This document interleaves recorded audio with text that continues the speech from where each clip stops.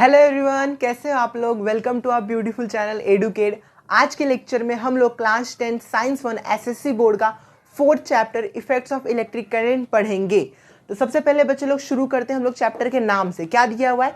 Effects of electric current. सबसे पहले effects का मतलब क्या होता है? असर। और इलेक्ट्रिक करंट का मतलब क्या होता है तो वो हम जरा एक सेकंड बाद समझेंगे, उसकी चिंता आप मत करो। तो इलेक्ट्रिक करंट की बेसिक से शुरुआत होती है बच्चे लोग चार्जेस। सबसे पहले हम लोग किसके बारे में पढ़ेंगे? चार्ज के बारे में। किसके बारे में? चार्ज के बारे में। वैसे तो बच्चों साइंस की दुनिया में चार्ज का कोई डेफिनेशन प्रेजेंट नहीं है, पर हम लोग चार्ज को ऐसे समझ सकते हैं कि चार्ज दो टाइप के होते हैं, पॉजिटिव और नेगेटिव। पॉजिटिव और नेगेटिव। पॉजिटिव चार्ज का जो एग्जाम्पल है वो है आपका प्रोटॉन, और नेगेटिव चार्ज का एग्जाम्पल है इलेक्ट्रॉन। अब प्रोटॉन के ऊपर चार्ज कितना होता है तो वो आप लोग, वैसे तो आपसे कोई पूछेगा नहीं, बट ये बेसिक से इलेक्ट्रिसिटी चैप्टर का तो आपको आना चाहिए। क्या? Plus 1.6 into 10⁻⁻19 coulomb. और इलेक्ट्रॉन का क्या होता है? सेम टू सेम मैग्नीट्यूड रहेगा, 1.6 इंटू 10⁻⁻19 कूलम। बस आप प्लस को माइनस कर दो, ये होता है चार्ज।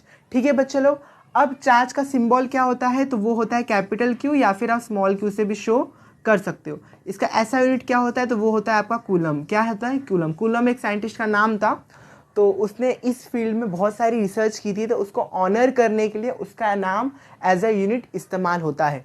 चार्ज का बच्चे लोग, और मैं प्रैक्टिकल लाइफ से एग्जांपल दूं तो इमेजिन कीजिए बच्चे लोग कि यहाँ पर ना एक नल है। नल के अंदर मैंने पाइप को ज्वाइन किया और पाइप में से पानी फ्लो हो रहा है। अब जब मैं नल को बंद कर दूं तो कुछ कुछ पानी के बूंदे प्रेजेंट रहेंगे ना, वही पानी के बूंदे होते हैं चार्जेस। पर जैसे ही मैं नल को चालू करूंगा तो सारे के सारे चार्जेस फ्लो करने लगेंगी, यानी कि सारे के सारे पानी के बूंदे बहने लगेंगी। तो जब चार्जेस बच्चे लोग फ्लो करते हैं तो वो बन जाता है करंट। क्या बन जाता है? करंट। एक्चुअल में बच्चे लोग करंट शब्द का मतलब ही होता है फ्लो। तो करंट इलेक्ट्रिसिटी का मतलब क्या होता है? Flow of charges. यानी अगला अपना टॉपिक है करंट इलेक्ट्रिसिटी।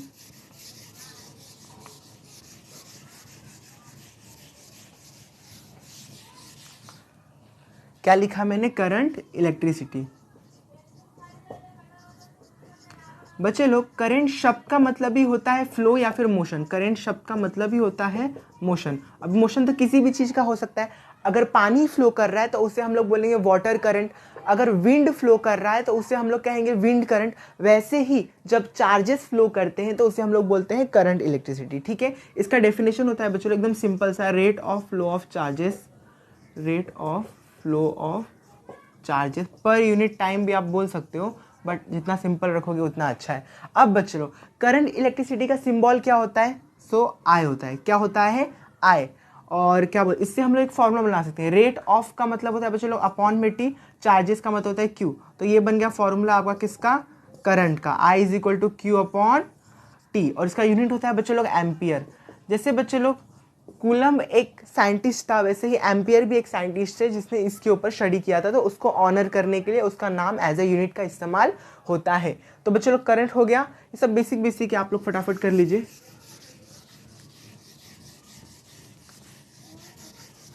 अब बच्चे लोग आता है बेसिक में पोटेंशियल डिफरेंस। क्या आता है? Potential difference.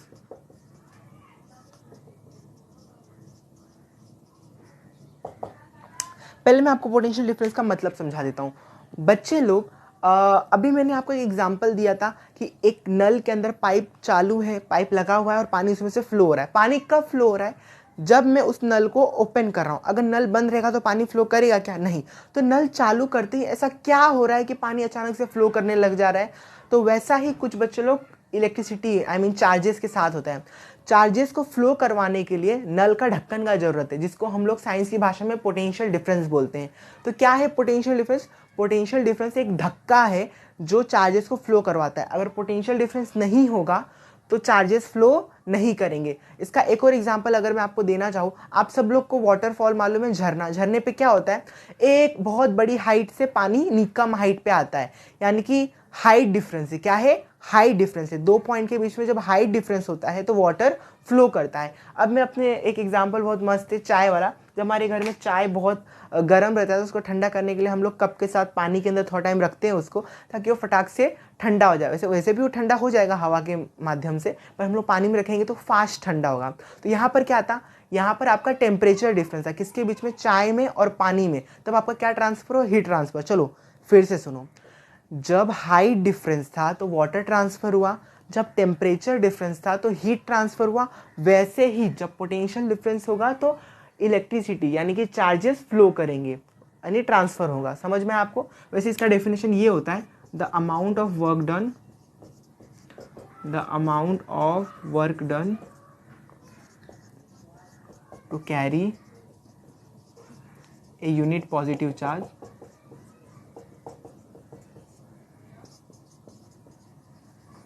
from point A to B, from point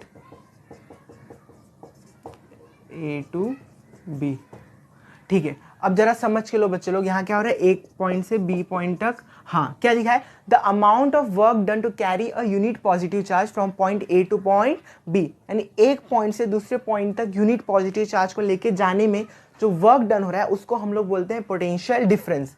अब क्या होता है मालूम है बच्चे लोग, आप लोग कहोगे कि यूनिट पॉजिटिव चार्ज मतलब क्या, चलो तो मैं सुनाता हूँ, बताता हूँ आपको। अच्छा, पोटेंशियल डिफरेंस का पहले सिंबल जान लो, V होता है और इसका यूनिट वोल्ट होता है, ठीक है। और इस डेफिनेशन से इसका फॉर्मूला क्या बनता है, V is equal to W upon Q, potential difference is equal to work done upon charges. अब इसको आप ध्यान रखना है, फॉर्मूला बाद में काम आएगा जब मैं पूछूँ। अब मेरी बात सुनो बच्चे लोग, ये है एक सर्किट, सर्किट में बैटरी लगाना ज़रूरी है, समझो ये है एक बैटरी, ये है आपका पॉजिटिव साइड और ये है आपका नेगेटिव साइड।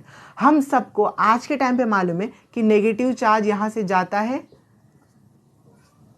और यहाँ से आता है, यानी नेगेटिव टू पॉजिटिव आपका इलेक्ट्रॉन जो होता है वो ट्रांसफर कर रहा है, मूव कर रहा है। पर पुराने ज़माने में जिसको हम लोग बोलते हैं कन्वेंशनल डायरेक्शन, क्या बोलते हैं, कन्वेंशनल डायरेक्शन, पुराने ज़माने में लोगों की ये सोच थी कि कोई भी चीज़ अगर मूव हो रही है तो पॉजिटिव टू नेगेटिव ही होती है, ज़्यादा से कम के जगह पे वो लोग की ये सोचती, इसलिए इसको हम लोग कन्वेंशनल डायरेक्शन बोलते हैं। पर आज के टाइम पे हमें मालूम है कि ऐसा नहीं होता, पॉजिटिव टू नेगेटिव नहीं होता, नेगेटिव टू पॉजिटिव होता है। अगर आपसे एग्जाम में कन्वेंशनल डायरेक्शन पूछे तो आप लोग बोलोगे पॉजिटिव टू नेगेटिव। इसलिए इस डेफिनेशन के अंदर भी हम सबको मालूम है जो इलेक्ट्रिसिटी होती है वो इलेक्ट्रॉन्स का फ्लो है, बट यहाँ डेफिनेशन में लिखा गया अ यूनिट पॉजिटिव चार्ज, यानी यहाँ प्रोटॉन की बात कर रहा है। और आप बोलोगे प्रोटॉन तो ट्रांसफर नहीं करता, प्रोटॉन इलेक्ट्रॉन के अपोजिट होता है ना, इसलिए एक तरह से ये डेफिनेशन भी देखा जाए तो करेक्ट है। पर आपके दिमाग में रहना चाहिए कि कौन ट्रांसफर होता है, तो इलेक्ट्रॉन ट्रांसफर होता है नेगेटिव टू पॉजिटिव। पर कन्वेंशनल डायरेक्शन क्या है, कन्वेंशनल तरीका क्या है, तो पॉजिटिव टू नेगेटिव। आया आपको समझ में? इतना कर लीजिए, हम लोग अगले टॉपिक पे चलते हैं।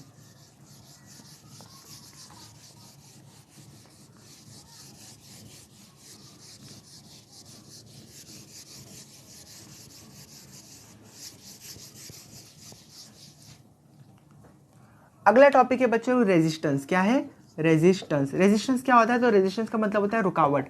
कभी भी बच्चे लोग किसी जैसे हम लोग ने एग्जांपल देखा था, एक नल में से पाइप लगा हुआ है, उसमें से पानी फ्लो कर रहा है, तो अगर मैं अपना हाथ दबा दूं वहां पर, तो क्या हाथ से ऐसे दबा दूं तो क्या होगा, पानी रुक जाएगा ना, लाइक मैं प्रिवेंट कर रहा हूँ फ्लो ऑफ पानी को, तो इसको हम लोग क्या बोलते हैं, रुकावट देना बोलते हैं ना। वैसे ही जब हम लोग किसी कंडक्टर में से, मटेरियल में से चार्जेस फ्लो होते रहते हैं और हम लोग उसमें रुकावट डाल देते हैं, तो उसको बोला जाता है क्या, उसको बोला जाता है बच्चों लोग क्या बोला जाता है, रेजिस्टेंस। क्या बोला जाता है, रेजिस्टेंस। तो क्या रेजिस्टेंस क्या क्या होता है, it prevents the flow of charges, the flow of charges.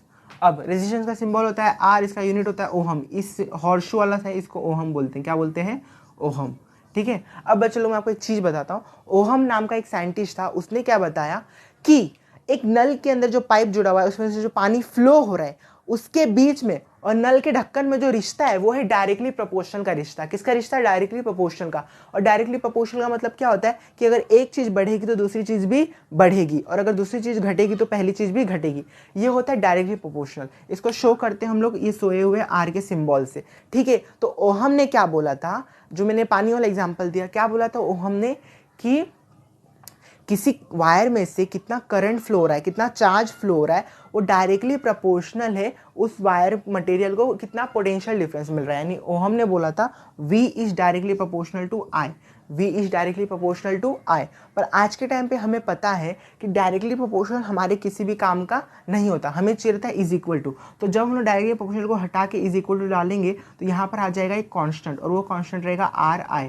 तो बन गया आपका एक formula V is equal to RI, जिसको आप लोग अच्छे से यहाँ साइड में याद कर लो। V is equal to IR करके भी हम लोग करते हैं। इससे और दो फॉर्मूला बन जाएगा। I का फॉर्मूला बन जाएगा V अपॉन R, नोट कर लो आप लोग, और R का फॉर्मूला बन जाएगा V upon I।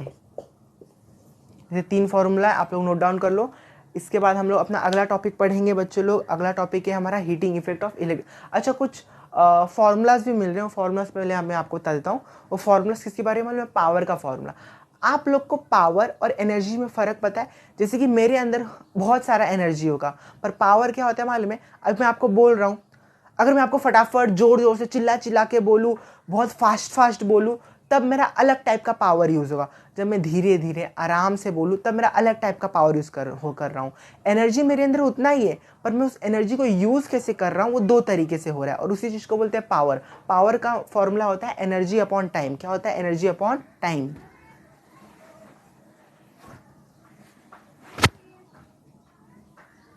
Energy upon time.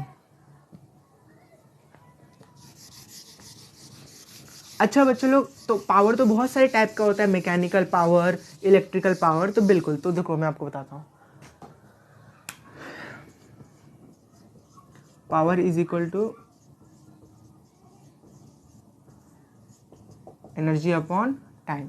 अगर इलेक्ट्रिकल पावर होगा तो इलेक्ट्रिकल एनर्जी अपॉन टाइम, अगर मैकेनिकल पावर होगा तो मैकेनिकल एनर्जी अपॉन टाइम। वैसे ही ऐसा अलग अलग रहता है, ठीक है।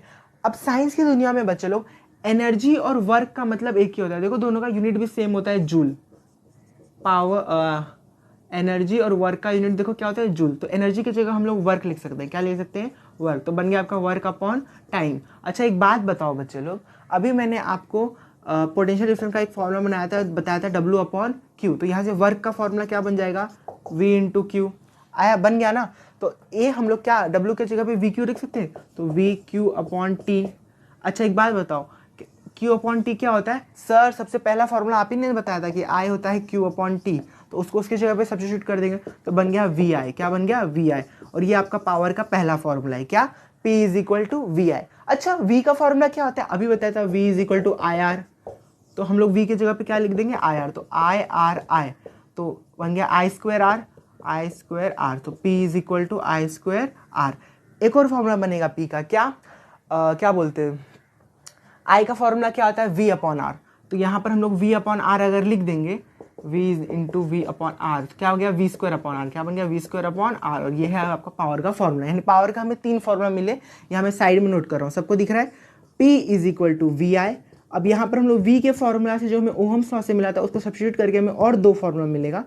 P is equal to I square R, P is equal to V square upon R। ये पावर के आपको तीन फॉर्मूला मिल गए। पावर का यूनिट क्या होता है? तो वॉट होता है। क्या होता है? वॉट। ठीक है, इतना नोट डाउन कीजिए, आगे बढ़ते हैं। अच्छा चलो, नोट डाउन मत करो, एक और चीज़ बताता हूँ। पावर से ही ना बच्चे लोग कि हीट एक कनेक्टेड है, heating effect of electric current वाला। मैं आपको समझाता हूँ अच्छे से। पहले हम लोग उससे जो तीन फॉर्मूला है वो समझ जाते हैं। कुछ नहीं करना, पावर से अगर आपको हीट का फॉर्मूला बनाना है तो कुछ मत करो, जो फॉर्मूला है ना उसके अंदर टी लगा दो। जैसे कि ये पावर का फॉर्मूला है VI, तो हीट का फॉर्मूला बन जाएगा VIT। पावर का फॉर्मूला है I स्क्वायर R, तो हीट का फॉर्मूला बन जाएगा I स्क्वायर RT। पावर का फॉर्मूला है V स्क्वायर अपॉन R, तो हीट का फॉर्मूला बन जाएगा V स्क्वायर अपॉन RT। आया आपको समझ में? इतना आप नोट डाउन कर लो, तब मैं आपको बताता हूँ heating effect of electric current. चलो बताता हूँ।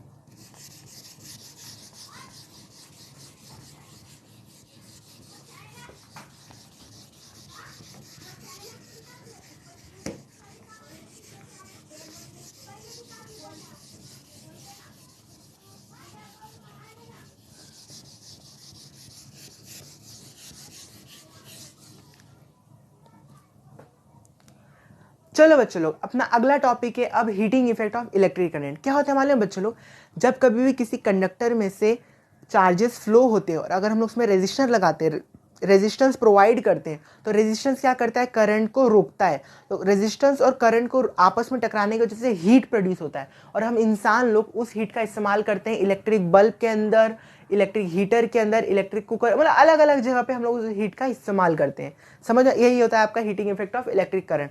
हम लोग को कुछ एग्जाम्पल दिया हुआ है, जैसे कि अगर मैं बताना चाहूँ तो बल्ब के बारे में और आयरन के बारे में, ये दोनों के अंदर आपका heating effect of electric current use होता है। बल्ब आप लोग जानते रहोगे, येलो कलर का जो बल्ब आता है, येलो लाइट जिसमें से आता है, उसके जो बीच में जो ऐसा तार, मैं ड्राइंग थोड़ी ख़राब है मेरी, पर समझ के लो, बल्ब रहता है ना, सो ऐसा बीच में जो रहता है, हाँ अच्छा तो बनाया है मैंने, हाँ। तो ये जो रहता है ना, इस चीज़ को हम लोग बोलते हैं बच्चे लोग फिलामेंट। क्या बोलते हैं, फिलामेंट। और ये फिलामेंट जो रहता है किस चीज़ का बना रहता है, तो बना रहता है टंगस्टन मेटल का। किसका बना रहता है, टंगस्टन मेटल का। अब खास बात क्यों है टंगस्टन मेटल का बना रहने का, तो सुनो मैं बताता हूँ। अब इस बल्ब के अंदर जो रेजिस्टर लगाया हुआ है, उससे रेजिस्टेंस और करंट के टकराने से जो हीट प्रोड्यूस हो रहा है, उस हीट का इस्तेमाल हम लोग लाइट एनर्जी के फॉर्म में कर रहे हैं। और वो लाइट किससे आ रहा है, ये फिलामेंट में से आ रहा है। अब आप लोग मुझे बताओ, अगर ये फिलामेंट ऐसे मेटल से बनेगा, लकड़ी से बनेगा जिसका मेल्टिंग पॉइंट कम रहता है, जो जल जाएगा, फराक से खराब हो जाएगा, तब तो अपना काम नहीं होगा ना। इसलिए हम लोग टंगस्टन मेटल का यूज़ करते हैं, क्योंकि इसका मेल्टिंग पॉइंट बहुत ज़्यादा रहता है, लाइक 3400 डिग्री सेल्सियस रहता है, ताकि ये थोड़ा सस्टेन कर सके हीट एनर्जी को और लंबे टाइम तक चल सके। अब आयरन के बारे में बताता हूँ बच्चों। आयरन के अंदर हम लोग हीट को हीट एनर्जी के फॉर्म में ले रहे हैं, लाइट एनर्जी में कन्वर्ट नहीं कर रहे। तो क्या होता है मालूम है बच्चों, आयरन के अंदर एक नाइक्रोम करके एलॉय का यूज़ होता है। एलॉय का मतलब होता है जब दो या दो से ज़्यादा मेटल से मिलकर कोई नया मेटल बनता है, तो उसको नाइक्रोम कहते हैं। ये बना रहता है I guess nickel plus chromium से। ठीक है बच्चे लोग, ये इसकी खास बात थी। अच्छा, यहाँ पर जो खाली जगह है वो उसको हम लोग वैक्यूम बोल सकते हैं, या तो ये नाइट्रोजन गैस से भरा हुआ रहता है, उससे कुछ लेना देना नहीं अपने को। अब बच्चे लोग अपना अगला टॉपिक है आई गेस शॉर्ट सर्किट। तो हमारे घर में बच्चे लोग जो सर्किट रहता है वो ना 3 वायर से बना रहता है, लाइव वायर, न्यूट्रल वायर और अर्थ वायर, अर्थिंग वायर भी बोलते हैं इसको। लाइव वायर आपका रेड कलर का रहेगा, नहीं तो ब्लू कलर का रहेगा, और ये आपका ब्लैक कलर का रहेगा, नहीं तो ब्राउन कलर का रहेगा, और ये आपका तो येलो और ग्रीन कलर का रहता है। अब ये तीनों वायर का काम क्या क्या है, तो जो लाइव वायर होता है बच्चे लोग, वो हमारे घर के अंदर करंट को लेकर आता है, हमारे अप्लायंस के थ्रू ट्रैवल करता है, और जब वो वापस चले जाता है तो उसको वापस ले जाने का काम होता है न्यूट्रल वायर का। और अर्थ वायर का काम होता है कि इन दोनों के बीच में कभी भी अगर कुछ एक्स्ट्रा करंट रहा तो उसको चुपचाप ज़मीन पर लेकर जाए, वहाँ पर किसी को करंट ना लगे, कुछ मिसहैप ना हो, कुछ एक्सीडेंट ना हो। आया आपको समझ में? लाइव वायर और न्यूट्रल वायर के बीच में 220 वोल्ट पोटेंशियल डिफरेंस रहता है। ठीक है, अब सुनो, हमारे घर में बच्चे लोग जो लाइट बिल आता है ना, वो यूनिट्स में आता है। किस में आता है? यूनिट्स में। और यूनिट क्या होता है? यूनिट मतलब होता है 1 kWh। सर ये 1 kWh क्या है? तो अगर मैं आपसे पूछूं कि आपका वेट कितना है, आप लोग बोलोगे 50 kg, 60 kg, 70 kg। आप केजी में बोल रहे हो ना, किलोग्राम में बोल रहे हो ना, ग्राम में क्यों नहीं बोल रहे? क्योंकि ग्राम की वैल्यू बहुत छोटी होती है, हमें 5000 ग्राम, 7000, मतलब 50,000, बहुत अलग टाइप से बोलना पड़ेगा। वैसे ही वॉट की वैल्यू बहुत अलग कम होती है, तो उसको ज़्यादा करने के लिए हम लोग किलो वॉट यूज़ करते हैं। 1 kWh क्या होता है अगर मैं बताऊँ तो, के का मतलब होता है 1000, डब्लू का मतलब क्या होता है, वॉट का मतलब होता है जूल अपॉन सेकेंड, आवर का क्या होता है, आवर मतलब होता है 1 घंटे में कितने सेकंड रहते हैं, 60 मिनट रहते हैं, 1 मिनट में 60 सेकंड, सेकंड से सेकंड कट हो गया बच्चे लोग। अब इस चीज़ सबको मल्टीप्लाई कर दो तो क्या आएगा, मेरे ख्याल से 3600 इंटू ये करोगे तो आई गेस 36, 2, 3, 5, 36 लाख है, 4, 5। अगर हम लोग डेसिमल लगाते हैं 1, 2, 3, 4, 5, 6, तो सीधा कर दूँ 3.6 इंटू 10⁻6 जूल्स। ये आप वैल्यू याद रखना, 1 kWh की इतनी वैल्यू होती है। इतना आपके दिमाग में घुसा तो मैं अगले टॉपिक को बताता हूँ।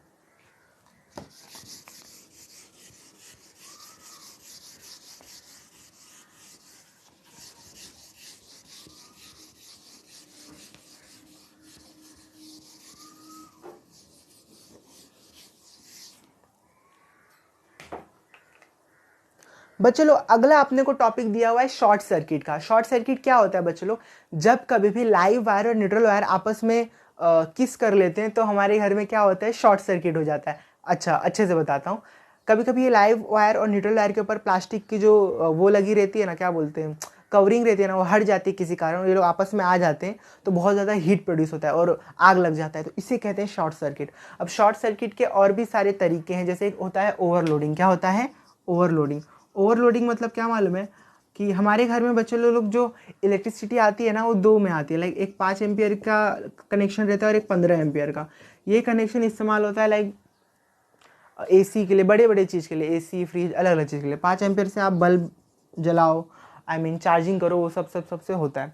बट कभी कभी क्या होता है, इस पे ही हम लोग ना बहुत सारा चीज़ लगा देते हैं यार। किसी के घर में अगर ये दो टाइप के शॉर्ट कनेक्शन नहीं रहते और एक ही कनेक्शन के अंदर फ्रीज, एक ही साथ फ्रीज, पंखा, TV, iron, fridge, washing machine सब कुछ यूज़ करते हैं, तो बहुत ज़्यादा करंट आता है ना। तो जब बहुत ज़्यादा करंट आता है तो ओवरलोडिंग की वजह से शॉर्ट सर्किट हो जाता है, आग भी लग जाता है। समझा आपको? इसके बाद बच्चे लोग अपना अगला टॉपिक है कि शॉर्ट सर्किट को प्रिवेंट कैसे करते हैं। तो शॉर्ट सर्किट को प्रिवेंट करने के लिए दो तरीके हैं, एक होता है फ्यूज वायर और एक होता है एमसीबी। क्या दिया हुआ है? एमसीबी। फ्यूज वायर क्या होता है मालूम है? इसका मेल्टिंग पॉइंट बहुत कम होता है, तो जब कभी भी बहुत ज़्यादा हीट होता है ना, जैसे ही उसको समझ में आता है, तो ये मेल्ट होकर कनेक्शन को तोड़ देता है और कोई भी एक्सीडेंट होने से बच जाता है। पर ना ये वन टाइम ही आप यूज़ कर सकते हो, मल्टीपल टाइम यूज़ नहीं कर सकते। मिनिएचर सर्किट ब्रेकर, एमसीबी का फुल फॉर्म होता है। ये मोस्टली हमारे घरों में यूज़ होता है। इसका काम क्या होता है, जैसे ही कभी बहुत ज़्यादा इलेक्ट्रिसिटी आया, हीट आया, किसी को यहाँ तक कि घर में शॉक लगा, फिर फटाक से बंद हो जाता है। आप इसको फिर से चालू भी कर सकते हो, बहुत सही रहता है। इसे आप मल्टीपल टाइम यूज़ कर सकते हो। तो इतनी थ्योरी थी बच्चे लोग। अब हम लोग क्या करेंगे, हम लोग को कितना टाइम हुआ, अभी और थोड़ा टाइम है, तो आई गेस हम लोग ना न्यूमेरिकल्स कर लेते हैं। जो सॉल्व एग्जाम्पल दिया हुआ है फटाफट, 4 सॉल्व एग्जाम्पल दिया हुआ है, पेज नंबर के साथ मैं आपको बताता हूँ।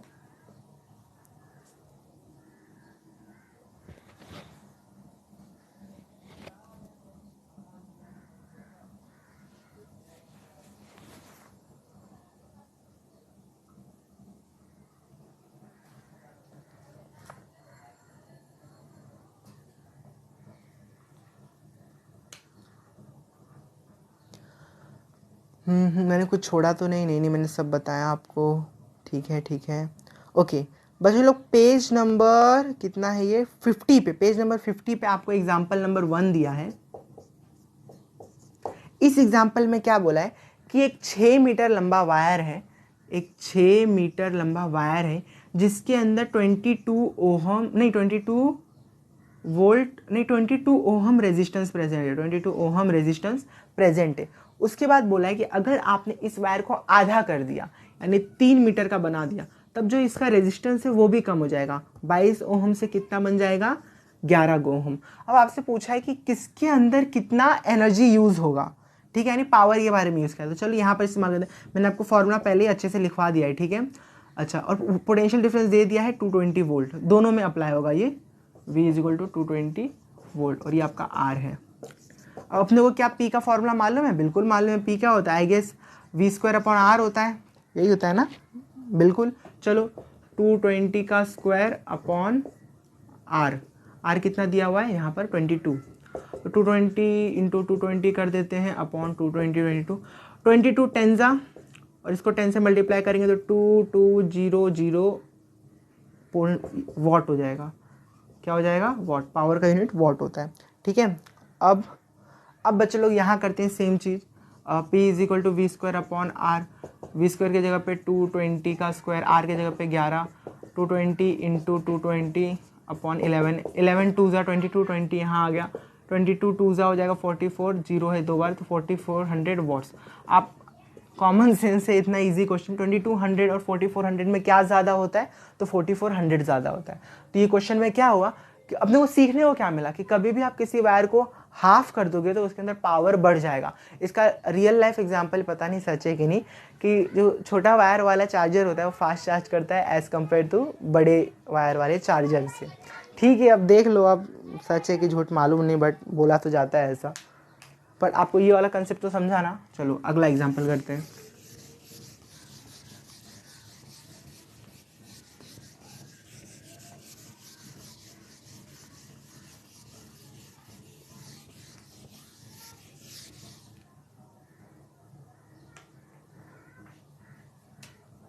अब बच्चे लोग हम लोग सेकेंड क्वेश्चन करते हैं, ठीक है। सेकेंड क्वेश्चन में क्या दिया है? A cell is connected to a 9 ohm resistance, R दिया हुआ है 9 ohm, because of which heat of 400 joule is produced per second. Heat कितना प्रोड्यूस हो रहा है बच्चे लोग? हीट को हम लोग एच भी बोल सकते हैं, पी भी बोल सकते हो। 400 joule, obtain the potential difference, आपसे क्या पूछा है, वी पूछा है, क्या पूछा है, वी। अच्छा कोई फॉर्मूला आपको मालूम है पी का, बिल्कुल वही same formula V square upon R. तो अपने को क्या निकालना है, वी निकालना है, तो आर यहाँ चला जाएगा, तो V square into P into R. P की वैल्यू कितनी दी हुई है 400, आर की वैल्यू कितनी दी हुई है 9। अच्छा टेकिंग स्क्वायर रूट आता है आपको, taking square root on both the side, तो ये हो गया वी।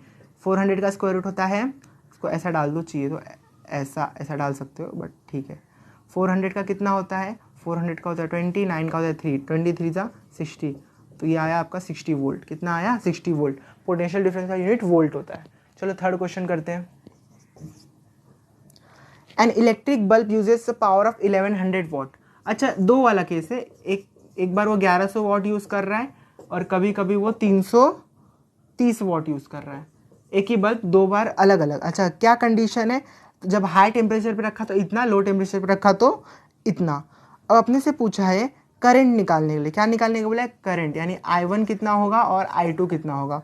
और जो अपने को वैल्यू दी गई है वो दी गई है पोटेंशियल डिफरेंस की, जो कि 220 वोल्ट और 220 वोल्ट है। चलो I1 निकालते हैं। I1 का फॉर्मूला क्या होगा, I1 का फॉर्मूला होगा, क्या होगा I1 का फॉर्मूला, भूल गया मैं, P upon V, P upon V क्या हो गया 1100 अपॉन 220, 0 0 कट, 22 फाइजा, तो I1 आ गया आपका 5 एम्पियर। कितना आ गया, 5 एम्पियर। अब I2 निकालते हैं, I2 हो जाएगा आपका 330 अपॉन 220, 0 0 कट, 11 3 जा 11 2 जा 1.5 आ गया। कितना आ गया I2, 1.5 एम्पियर। खत्म। कितना सिंपल क्वेश्चन था गाइज, मैंने कुछ मिस किया क्या, नहीं। आगे अब R1 भी निकालना है, तो R1 का फॉर्मूला रेजिस्टेंस भी निकालने वाला है, होता है V अपॉन I1। V कितना है 220, I1 कितना है, आई गेस 5 है, 5 4 जा 20, 44 आया। कितना है 44 ओहम। ठीक है, अब यहाँ पर भी सेम फॉर्मूला आर, अच्छा यहाँ निकालना चाहिए था, मैं पागल हूँ, यहाँ इतना नीचे निकाल, आप लोग कर लोगे ना, यहाँ पर एकदम सिंपल फॉर्मूला लगाना है। R is equal to V upon I, तो V कितना है 220, I कितना है 1.5, पॉइंट हटाया नीचे ऊपर 0 आ गया। 15 1 जा 15, 7 70 गया, 54 जा 60, 10 वहाँ गया 100, 55 जा 70, 56 जा 90, फिर कितना, मतलब ऐसा 146 के आगे आएगा कुछ, R is equal to 146 ohm. Point में आएगा आगे कुछ, पर ठीक है इतना भी आपका चलेगा। ये हो गया। तो बच्चे लोग चलो फोर्थ क्वेश्चन करते हैं।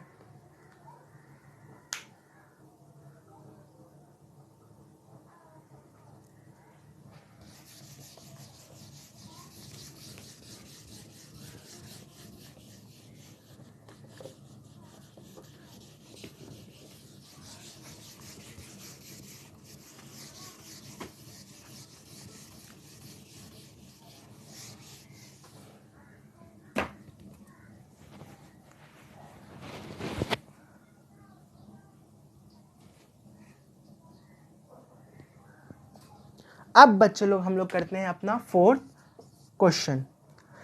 N electric tungsten bulb is connected into a home circuit, the home electric supply 220 volt, potential difference दिया हुआ है, करंट ऑफ 0.5, करंट दिया हुआ है 0.45 एम्पियर,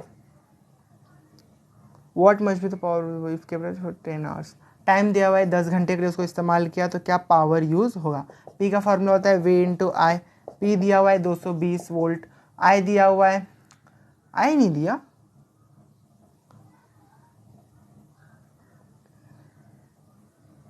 तो 0.45 वॉट, अच्छा 0.45 दिया है ना, तो कितना हो जाएगा, पॉइंट हटाया हम लोगों ने, 100 आया, 0 0 कट हुआ, 22 को 45 से मल्टीप्लाई करो, 5 2 10, 0 1, 5 2 10, 11, 2 4 8, 2 4 8, 0 9 9 990 अपॉन 10, 0 से 0 कट, 99 वॉट आया। अगर आप इसको किलो वॉट में यूज़ करोगे तो इसको 1000 से डिवाइड कर दो, तो बन जाएगा 1 2 3, 1 2 3, सो बन जाएगा 0.0 कुछ तो मैंने गड़बड़ किया आई गेस, 990 अपॉन 0, हाँ सही तो किया, ओके हाँ 0.99 किलो वाट, तो 1000 से डिवाइड करना चाहिए था ना, 99 वॉट आया था, किलो वॉट आवर में आ जाएगा आपका 0.99 आई गेस 0.0, अच्छा हाँ इसको 10 घंटे से मल्टीप्लाई करना था, वही तो मैं सोचूं, लाइक रुको हाँ लाइक 0.99 आया ना, इसको और 10 से 0.099 किलोवाट आएगा। इसको 10 से मल्टीप्लाई करेंगे तो ये बन जाएगा आपका 0.9 आवर भी था ना, 10 घंटे के लिए इस्तेमाल हो रहा है, 0.99 किलोवाट आवर। ठीक है, आया आपको समझ में? बहुत ईजी सा क्वेश्चन था। इसी के साथ बच्चे लोग हमारे जो 4 न्यूमेरिकल्स है वो कंप्लीट होते हैं। और अब हम लोग आज क्या क्या पढ़े उसका रिवीजन करते हैं। ठीक है, चलो। चैप्टर का नाम था effects of electric current. Electric current क्या होता है? Rate of flow of charges.